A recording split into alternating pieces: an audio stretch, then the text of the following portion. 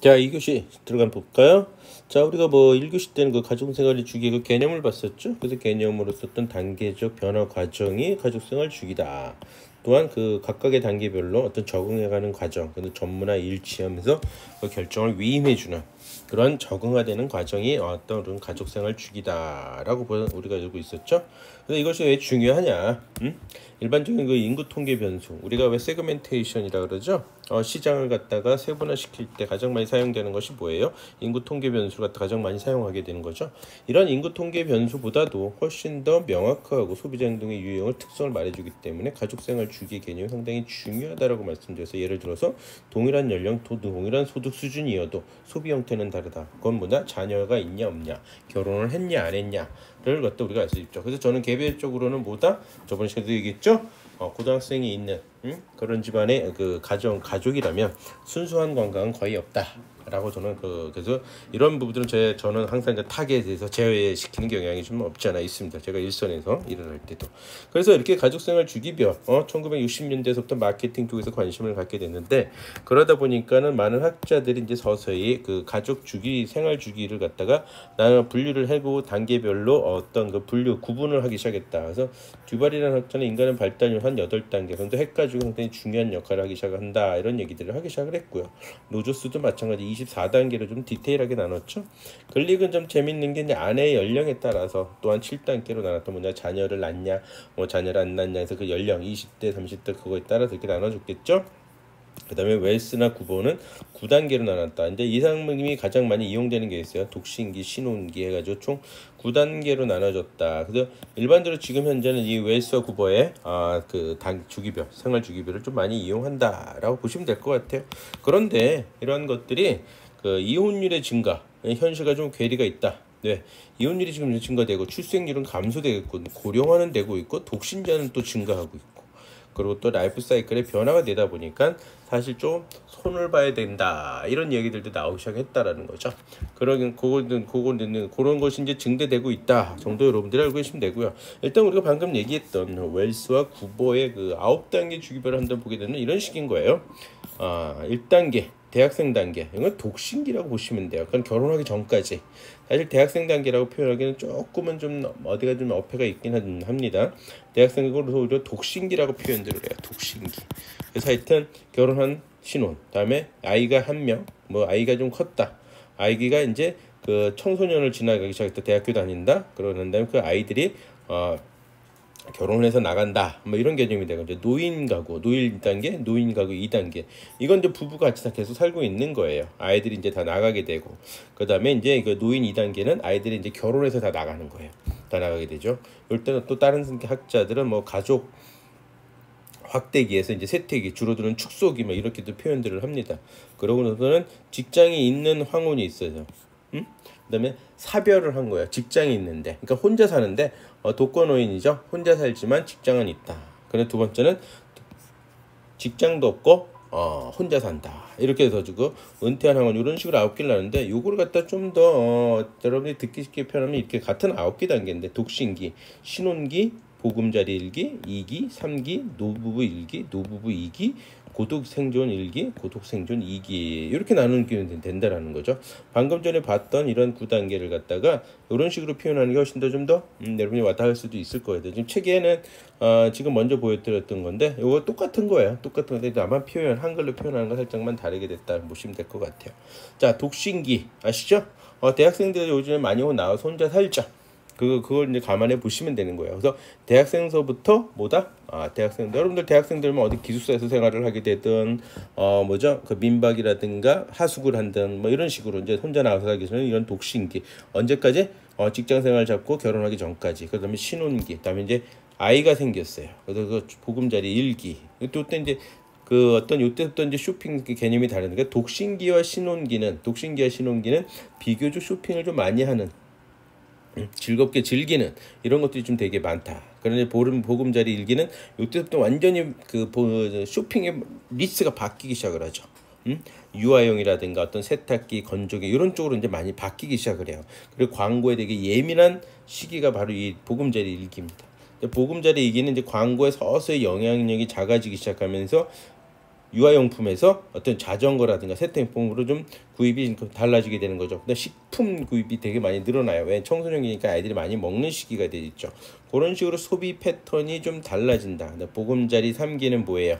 아내가 이제 아이를 어느 정도 키웠기 때문에 뭐다 직장 생활을 갖는 게 많다. 이때서부터 이제 경제적인 것이 많이 늘어나기 시작을 하게 되는 거죠. 그러면서 자녀가 또한 직장을 갖게 되는 시기, 보금자리 3기가 이렇게 된다. 이때부터 이제 여행을 서서히 시작하는 시기.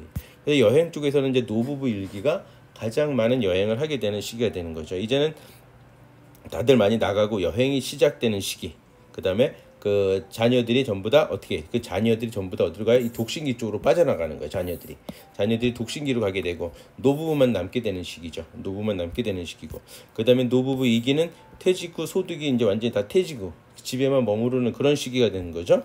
그 다음은 고독 생존. 이거는 이제 부부 중에 한 명이 사별을 했을 경우 단 이제 직장을 갖고 있는 이런 개념에서 이제 생활하게 된다라고 보시면 되고요. 고독 2기는 이제 직장도 없고 저기도 없고 이때부터 이제 여행이 완전히 줄어드는 그런 시기라고 보시면 돼요. 자, 그래서 여행이라는 하나의 관점에서 한번 이렇게 살펴보면 이렇죠. 독신기와 신혼기는 휴가를 참 많이 가요. 빈도 있는 여행을 되게 많이 다닌다라고 보시면 돼요. 그러니까 보금자리 일기는 휴가가 본격적으로 사라지기 시작을 해요. 완전히 아이의 그 육아에 더 이제 모든 걸 쏟기 시작을 하죠. 그런데 휴가가 없다, 여행은 없다 이런 개념이 들어갔죠. 그러나 달라지고 있죠. 최근에는 휴가, 늘어나는 자녀들과 이제 오히려 이제 여행을 많이 다니는 거죠. 아이들한테 너무 공부만 시키고 이런 데서 좀 라이프 사이클이 변화하고 있다. 이것이 이제 최근에 나타나는 현상이다라고 보시면 돼요. 그래서 원래는 아까도 제가 아까 말씀드렸지만 뭐 고등학교 자녀가 있는 경우는 순수한 관광이 거의 없다 이런 표현도 제가 썼잖아요. 이제 지금은 그런 게 아니라 좀 라이프 사이클이 바뀌고 있다. 그래서 보금자리 1기, 보금자리 2기, 보금자리 3기 때 휴가가 없고 여행이 없었지만 이제는 점점 조금씩 늘어나고 있다. 라이프 사이클이 바뀌어서 그렇게 된다 보시면 되죠. 그러다 이제 노부부 1기, 본격적인 휴가 여행의 시작.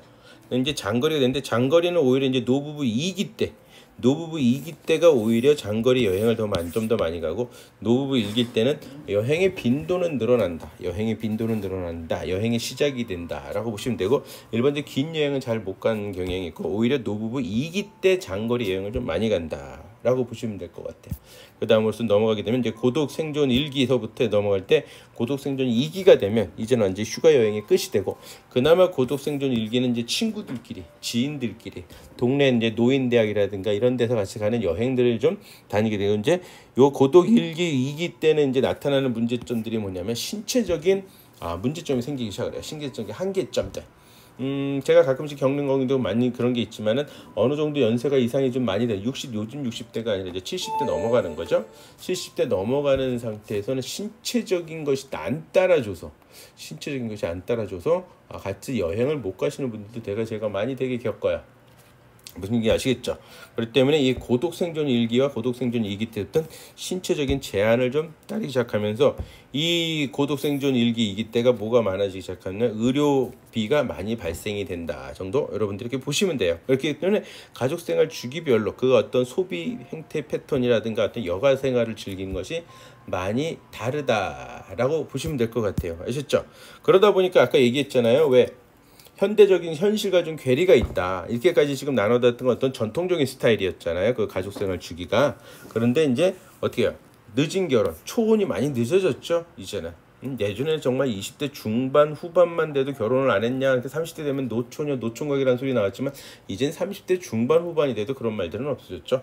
오히려 골드미스 이런 말들이 나오기 시작했죠. 워킹을 일하는 여성들, 혼자 사는 사람들, 혼자 사는 남자들이 많이 늘어지면서 그 늦은 결혼 시간, 그러다 보니까 뭐예요? 보금자리 1단계가 나이가 많아지죠. 예전에는 보금자리 1단계가 30대 초반이면 다 이루어져 있지만 이제는 40대, 30대 중반 후반으로도 넘어가는 경향이 있고, 혼자 사는 혹은 동거하는 맞벌이 부부들이 생기는, 또한 이혼, 다음에 자녀가 없거나 자녀가 적거나 이런 식으로 되다 보니까 좀 많이 바뀌게 된다. 그래서 현대적 가족생활 주기를 갖다가 어떤 그 제안을 했던 모델이 따로 있다라고 보시면 돼요. 이 머피라는 학자인데요.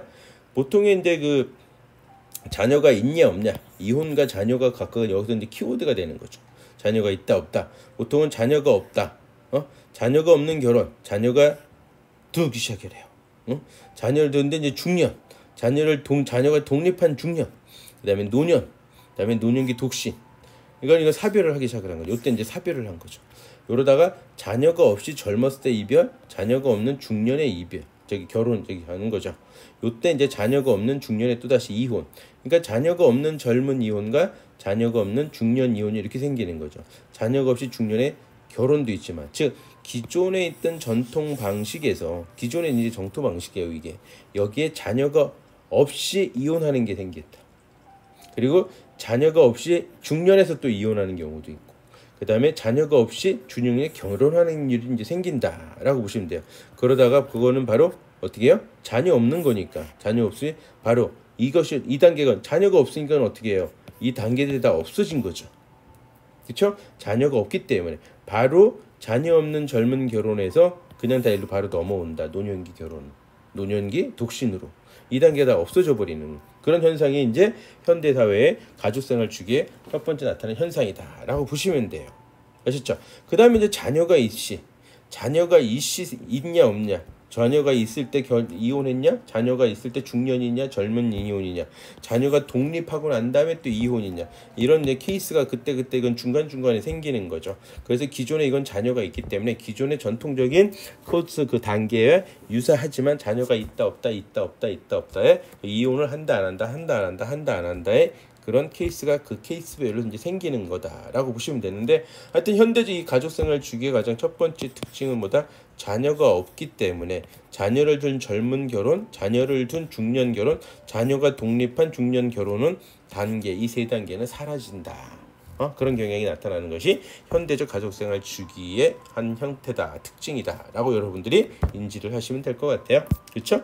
자, 그러면서 이제 이건 다 해외예요. 그러더니 한국에서 대한민국 이제 학자들도 우리도 한 대한민국의 어떤 그런 연구를 해보자. 그래서 첫 번째 이제 유영준 학자는 그 듀벌과 밀러의 그 단계를 갖다 참조해서 6단계를 만들었어요. 근데 유영준과 김승곤의 그 세 분이 만드신 그 단계들이 비슷해요. 가족 형성기. 결혼을 했다라는 거죠. 가족을 만든 거죠. 가족은 뭐예요? 결혼이나 입양이나 혈연에 의해서 형성된 집단이라고 그랬잖아요. 2명 이상의 집단. 그러니까 결혼이 된 거죠. 가족을 형성한 건 이제 결혼한 시기. 다음에 자녀가 출산, 자녀를 기르는 시기. 다음에 자녀를 교육하는 시기. 자녀가 이제 성인기가 된 시기. 자녀가 결혼해서 나가는 시기. 다음에 노년기. 이런 식으로 6단계를 나눈다. 그래서 가족의 형성기 똑같아요. 가족의 확대기, 자녀를 이제 출산했다라는 거죠. 그다음에 출산하는 게 이제 완료되는 시기. 그다음에 어떻게 가족이 이제 나가는 거죠. 자녀가 독신기, 자녀가 이제 독신기로 가버리는 거예요. 자녀가 나가는 시기니까 축소가 되는 거죠. 점점 1명, 2명씩. 그다음 자녀 축소가 이제 완전 다 나가서 노부부만 사는 시기. 그다음에 해치기. 해치기는 뭐야? 누군가 한 사람이 죽는다는 소리겠죠. 그래서 사별하는 이런 식으로 해서 이렇게 6단계 정도로 나누는 것이 대한민국 가족생활 주기를 연구한 학자들의 어떤 주기별 구분입니다. 여러분이 이렇게 생각해 보시면 될 것 같다. 아시죠? 그러면서 재밌는 게 이제 대한민국의 그 1인 가구, 아까 그 저번에 그 1교시에도 말씀드렸지만 가구, 가족, 가정 이렇게 얘기했어요. 가정은 어떤 정서적 교류가 좀 특징이다, 키워드다라고 얘기했었죠. 1인 가구, 이거는 어떤 한솥밥의 취침 이런 걸 같이 하는 어떤 그 공동체의 장, 이게 이제 가구잖아요. 근데 1인 가구가 되게 많아지고 있다. 1인 가구 점점 늘어나고 있다라는 것 갖다가 우리가 좀 인지를 해야 된다라는 거죠. 1인 가구가 너무 늘어나는 거죠. 1인 가구가. 2035년에는 어떻게 되냐? 1인 가구가 너무 많이 늘어난다. 1인 가구가 35%에 거의 육박하고 있다. 2010년도에는 23%에 육박하더니 10% 이상이 늘어나는 거죠. 그럼 대단히 많아요. 부부 가구도 늘어난다. 부부 가구가 늘어나는 건 자녀가 없다는 얘기예요. 자녀가 없는 것도 되게 많이 늘어난다. 출산율이 완전히 떨어져 있다는 소리죠. 그다음 자녀가 있는 부부 가구는 확 줄어들고. 그러니까는 특징적인 게 뭐예요? 혼자 살거나 자녀가 없는 경우가 너무 많아지고 있다. 그다음에 부부 가구가 확 줄어들죠. 부부 가구가. 부부만 가구는 35세 미만이. 그건 뭐예요? 1인 가구가 늘어났기 때문에 이런 현상이 벌어진다. 그래서 1인 가구 연령 비율은 노인 가구가 65세 이상이 25%에서 45%, 20%에서 거의 2배 가까이 늘어나고 있다. 그러니까 혼자 독거노인들이 되게 많아지는 이런 추세다라고 봤을 때, 이런 추세라고 우리가 보게 되면 어떻게 돼요? 어떤 실버 마케팅은 확실하게 준비를 해줘야 된다는 겁니다. 실버 마케팅을 준비하지 않은 모든 것들은 끝난다. 그래서 항상 실버 마케팅을 항상 염두에 두고 비즈니스 찬스를 우리가 잡을 수 있는 능력을 갖춰야 된다라고 보시면 되겠어요. 그래서 1인 가구 또 참조할 수 있는 게 우리가 1인 가구 소비 성향도 1인 가구가 제일 높아요. 2인 가구, 4인 가구, 5인 가구에 비해서 1인 가구가 소비 것도 되게 많고 어떤 제가 하나투어 조사 자료를 보게 된다면 자그마치 1인 혼자서 여행하는 것이 5년간 400%가 늘어나요. 42%. 8만 명 하다가 35만 명이 늘어난 거죠. 엄청나게 늘어난 거죠. 4배예요, 4배. 대단한 겁니다. 그렇게 변해가고 있구나라고 우리가 보시면 되고요. 그런 상황에 그 가족생활 주기에 건강 행동과는 어떤 연관성이 아주 밀접하더라.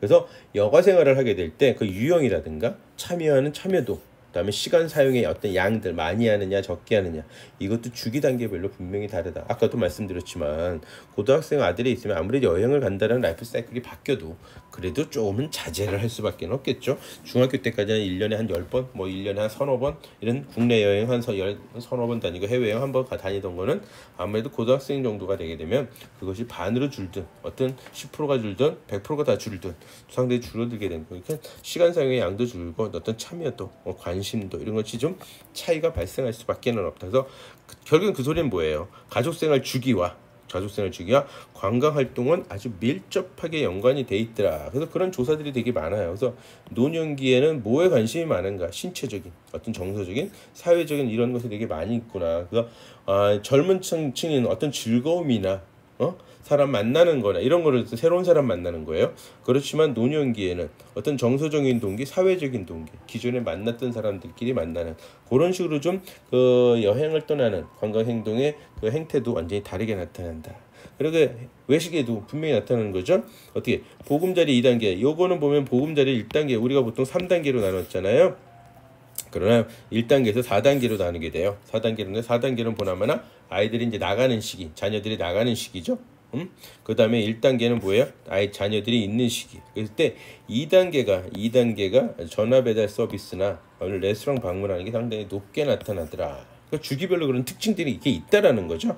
그러니까 외식 생활을, 여가 생활을 하는데 이제 외식 생활이 상당히 많이 차지하잖아요. 그래서 그랬을 때 이 외식 생활은 어떤 전화 배달 서비스라든가 레스토랑 방문하는 건 보금자리 2단계에 가장 많이 나타나는구나 라고 이렇게 조사가 됐던 거죠. 그다음에 농어촌 민박 사회 때 처음에는 친절성과 청결성을 되게 중요시 여기다가 단계별로, 그러니까 가족생활 주기 단계가 변하면 변할수록 체험, 직판, 식사 등의 부대 서비스에 상당히 관심을 더 많이 점점 늘어나고 있다. 이런 특징들이 나타난다고 보시면 될 것 같아요.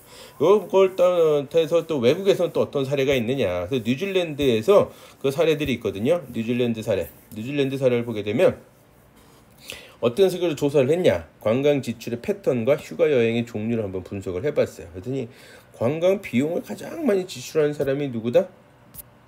관광 비용, 독신자. 그다음에 6단계 노부부가 관광 비중을 가장 많이. 독신기와 노부부 일기가 뭘 가장 많이 했다? 지금 뉴질랜드 사례예요. 이때가 관광 비용을 가장 많이 지출을 하더라. 누가 독신기와 뭐다? 네, 노부부 1단계가 그렇더라라는 사실이죠. 그래서 그런 게 있구나. 그다음에 쇼핑 지출은 누가 제일 많이 한다? 은퇴 후 독신. 노부부 2단계, 3단계, 그다음에 고독 1단계 이런 개념이 되는 거. 은퇴한 바로 직후의 단계들이 바로 쇼핑을 가장 많이 하더라. 그래서 여행 관점에서 한번 살펴봤더니 여행 관점에서 미혼의 독신자들이 활동적이 당연하겠죠. 혼자 있으니까. 그다음에 아무래도 많은 수익은 있지 않으니까 좀 절약하겠죠. 경제적인 의식주도 해결을 먼저 해야 되는 상황이 벌어지니까 아무리 자기가 돈을 벌고 있어도 그러다 보니 좀 절약하는 현상이고 휴가는 점점 길어지기 때문에 장기 여행에 나타난다. 그다음에 아까 여행을 좀 많이 빈도로 다니는 게 이제 노부부 일기예요. 노부부 자녀들이 다 나가고 자녀들을 갖다 부양해야 되고 보호해야 될 의무에 거기서 벗어났단 말이에요. 그렇죠? 그러다 보니까 노부부 일기는 뭡니까? 아직까지 직장생활을 하고 있는 거잖아요. 하고 있는 상태자, 자녀들이 다 나간 상태. 그러다 보니까 직장생활을 하다 보니까 긴 여행은 잘 안 되고 짧은 여행이고 여행에 관련된 지출은 되게 증가되는 단계다. 노부부 2단계는 이제는 리타이어를 하는 단계예요. 리타이어를 한 단계니까 장기간 여행을 하게 되고 또한 특징이 뭐예요? 유람선 여행을 많이 다니는 것이 이 노부부 2단계다 라고 보시면 되는데 노부부가 단계에서 넘어가기 시작하면서 뭐가 형성이 된다? 이 신체를 고려하기 때문에 여행에 살짝은 좀 제약을 둔다. 그래서 노부부 1단계, 2단계, 그 노부부 2단계 유람선 여행을 하는 많은 하게 되는 가장 큰 이유 중에 하나가 이 신체적인 고려도 오히려 작용이 됐다. 왜? 유람선 여행을 많이 안 걸어요. 아주 편안해요. 버스도 오래 안 탑니다. 그냥 예를 들자면 부산 인천에서 출발해서 배 타고 가만히 있으면 부산 도착합니다. 그럼 부산에서 잠깐 내서 그 동네만 한 바퀴 딱 돌고 다시 배 타면 또 제주도 갑니다. 그래서 또 잠깐 내려서 그 제주시 한 바퀴 돌아보고 다시 배 타고 그러면 계속 가는. 즉 버스 타고 오래 가는 비행기 또 갈아타야 되고 기차 타야 되고 뭐 이런 거가 없다라는 거죠. 그러니까 편안해요. 응? 편안하단 말이죠. 그렇기 때문에 이런 유람선 여행이 늘어나는 것이 노부부의 2단계 쪽에서 가장 많이 발생한다. 그래서 제가 해외에서 이렇게 그 유람선을 타보게 되면 한국 사람이 제일 젊어. 그러니까 이제 아시아계 쪽 사람들이 좀 젊은 편이지 일반적으로는 대부분이 다 나이가 있으신 분들이 유람선 여행을 많이 즐기고 있다라고 말씀드릴 수 있겠네요. 그죠? 자, 다음은 이제 가족 구매 의사 결정입니다.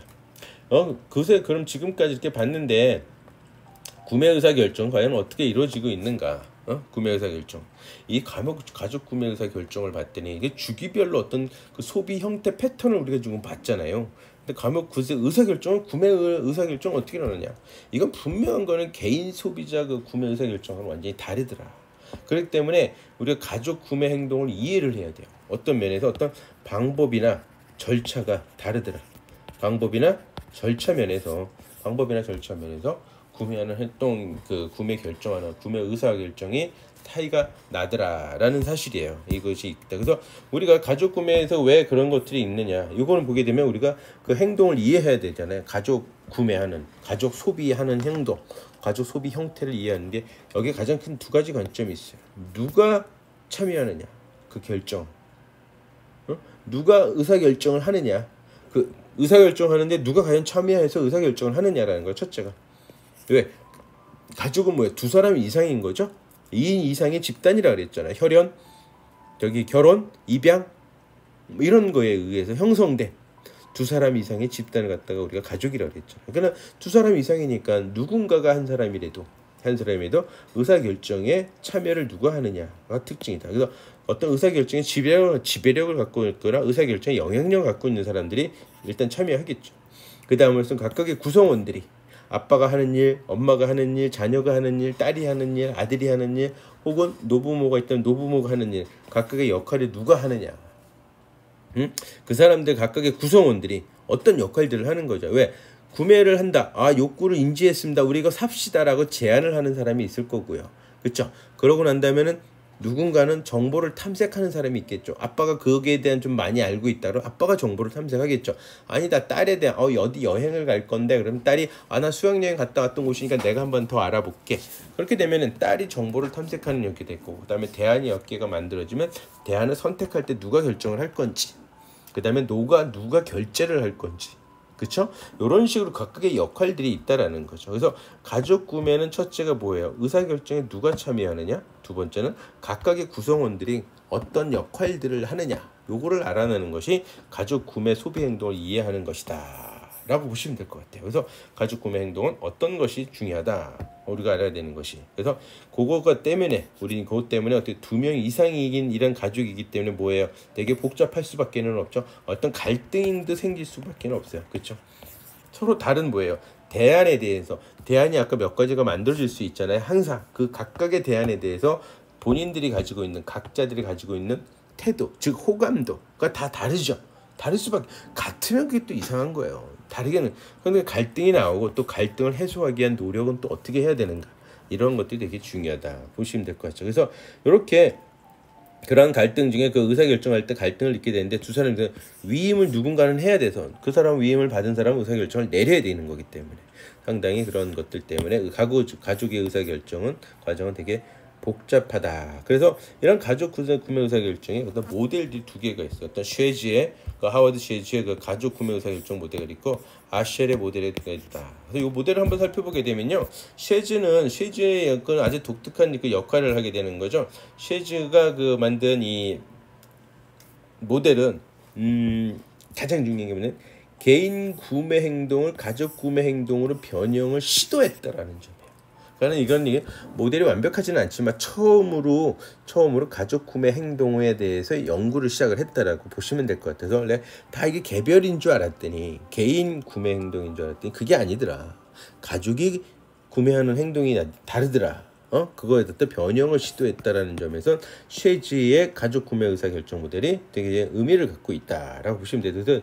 이건 결적인 구매 의사 결정 뭐야? 가족의 욕구 충족을 극대화시키기 위한 거죠. 가족 구성원들의 각각의 구성원들의 욕구를 충족을 갖다 극대화시키기 위해서 가족 의사 결정 모델이 의사 결정은 이루어지게 된다라고 보는데 여기 키워드는 이 모델의 키워드는 각 두 가지 관점에서 보시면 돼요. 어떤 그 의사 결정에 영향을 미친 세 가지 원천, 아버지, 엄마, 기타 구성원. 당연한 거죠. 그 다음에 그 결정의 형태를 보게 되면 자율 결정이냐 공동으로 하는 결정이냐 각각의 자율적으로 결정을 내리냐 공동으로 결정을 내리냐 이런 것이 있구나라는 것이 쉐지의 모델이다라고 보시면 될 것 같다. 쉐지의 모델. 그래서 보게 되면 각각의 아버지 성향과 어머니의 성향, 자녀의 성향에 의해서 가족 구매 의사 결정이 영향을 받는다. 그런데 거기에 대해서 의사 결정 과정은 그 방법으로서는 자율적이고 공동적으로 자율적으로 이루어지느냐 공동적으로 이루어지느냐 이런 식으로 나타내진다. 그게 갈라진다라고 보시면 돼요.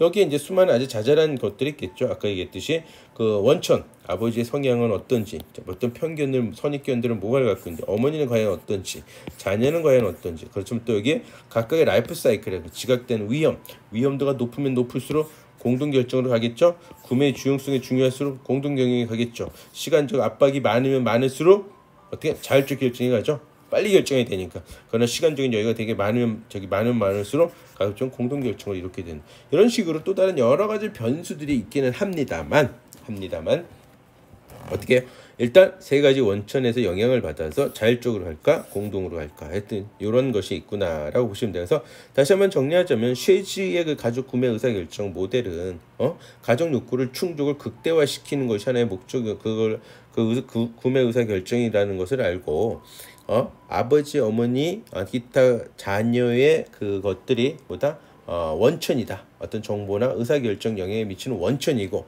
그런 의사결정 과정은 크게 두 가지로 자율적 결정과 공동결정으로 나누어지더라 라고 보시는 것이 이제 쉐지의 가족 구매 의사결정 모델이다 라고 보시면 될 것 같아요. 이에 반해서 아셀의 모델은 특징이 뭐냐 심리적인 요소가 가미되었다. 심리적인 요소가 가미되었다라는 그 차이 그것만 있다 생각하시면 되는데 여기서는 이제 보게 되면 그 차이가 과연 뭐냐 전 가족이 공동으로 참여한다. 다음에 각각의 역할 분담을 하게 되고 각각의 역할 분담으로 인한 갈등을 갖다 해소하는 노력이 들어간다라고 보는 것이 이제 아셀의 모델이에요. 그러니까 전 가정이 다 공동으로 참여한다. 전 가정이 공동으로 참여하고 각각은 역할을 갖다 분담을 해서 난다. 누구는 제안을 하고 누구는 정보를 탐색하고 누구는 대안을 검토를 하고 누구는 대안을 가지고 의사결정을 내리고 누구는 구매를 하고 누구는 소비를 하게 되는 이런 형태로 나눠진 이런 역할 분담을 하게 되고 그런 역할 분담을 하다 보면 갈등이 생기는 거고 그런 갈등이 생겼다가 각각 그 해소시키는 노력을 또한 하게 되죠. 어떤 설득을 한다든가 협상을 하든가 흥정을 한다든가 이런 걸 통해서 어떤 거래를 다 해가지고 갈등을 해소하는 노력이 이루어지는 것이 아셀의 모델인데 이게 아셀의 모델입니다. 이 아셀의 모델은 어떤 욕구를 갖다가 환기가 돼요. 욕구 인식을 했다라는 거죠. 문제 인식을 하기 시작해죠. 그래서 공동 구매 의사 결정이 되게 되면 역할을 분담을 하게 되는 거죠. 우리가 알다시피 정보 탐색, 대안을 평가, 구매 의도, 구매, 소비 이런 식으로 이런 각각의 역할을 분담을 하게 된다. 그러나 이제 개별 구매 결정 거기서 그냥 끝나게 되는 거죠. 개별로 하는 거니까. 그러고 난 다음에 이런 걸 하다 보면 갈등이 생기는 거고 갈등이 해소가 돼야 갈등이 생기는 거고 갈등이 해소가 돼야 어떻게 한다? 해소가 되면 그거에 대해서 그러한 노력들 가족 구성원들이 노력을 하게 되고 그러는 와중에 피드백이 생기는 거죠. 구매까지 다 소비까지 다 이루어지게 된 다음에 피드백이 생겨서 다시 한번 그게 어떻게 돼요? 인지가 되게 되고 그 다음에 문제 인식을 하게 되면 그거를 참고를 해서 또다시 개별 구매를 할지 공동 구매 결정을 하게 될지 이런 판단들을 하게 된다. 이런 것이 이제 아셀의 모델이라고 보시면 돼요. 일단 아셀의 모델은 심리적인 요소가 좀 가미되었다. 그다음 어떤 갈등 해소 노력이라든가 이런 게 들어간다. 구매 의사 결정 과정에 역할 분담을 하게 되고 가족의 어떤 그 갈등을 해소하는 노력들을 치우는 것이 아셀의 모델이구나라고 보시면 되겠습니다. 아시죠? 그러면 이렇게 그 갈등을 해소시키는 어떤 심리적인 이런 것 특징을 갖고 있는 아셀의 모델을 보게 된다면 아까부터 계속 역할 분담에 따른 갈등이 생기고 또한 그런 갈등을 해소시킨다 라고 하게 되죠. 그럼 도대체가 각각의 그 가족의 구성원들의 역할은 과연 무엇이 있는가? 무엇이 있는가 살펴보자라는 거죠. 그래서 호킹은 그걸 갖다 6가지로 해서 나눠봤어요. 어떤 제안을 한다. 가족 구성 중에 누군가 한 사람이 제안을 하겠죠. 어떤 서비스나 서비스가 필요하다. 이거 필요합니다. 그렇게 되죠. 그러고 나면 어떻게 돼요? 당연하죠. 정보를 수집하게 되죠. 가족 구성은 누군가가 수집해. 자기가 좀 아는 분야.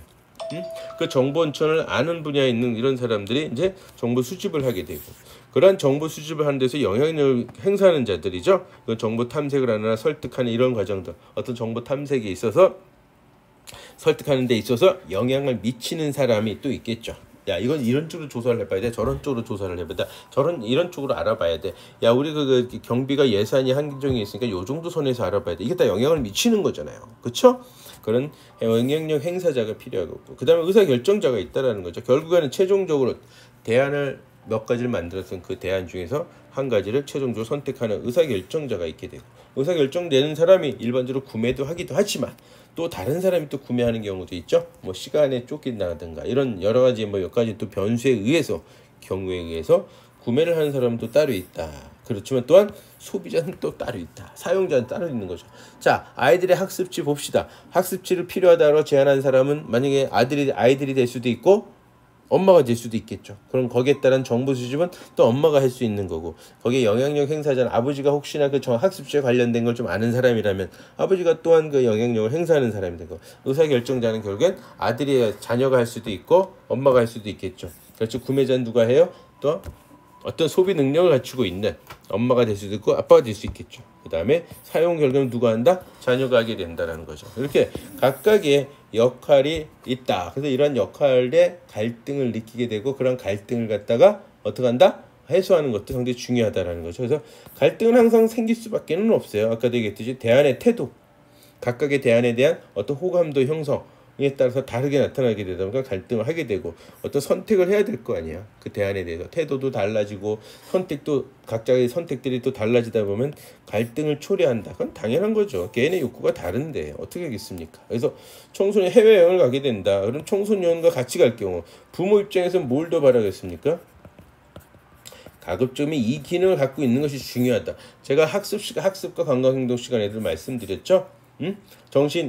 정신분석 프로이트의 그 분야에서 설명을 해줄 때, 우린 부모한테 어디 소구해야 된다? 교육적인 사회 구성원으로서 어떤 인성의 형성을 갖다가 어떤 배울 수 있는, 학습할 수 있는, 즉 교육이죠. 이런 교육적 을 좀 더 원하는 게 부모라면, 아이들은 그게 아니죠. 즐기는 거죠. 즐김, 어떤 쾌락이죠. 쾌락을 추구하는 것이 아이들의 목적이잖아요. 또 다르다라는 거죠. 그러다 보니까 이렇게 개인적인 욕구가 다르기 때문에 항상 갈등은 초래한다. 선택하는 과정이에요. 그래서 이런 갈등 해소 방법은 뭐예요? 토론과 합의, 어떤 설득에 따라서 하게 되고, 그래서 대안을 몇 가지를 다 내놓는 거죠. 그 다음에 권한과 책임을 갖다가 한 사람한테 위임하는 이런 방법들을 줘서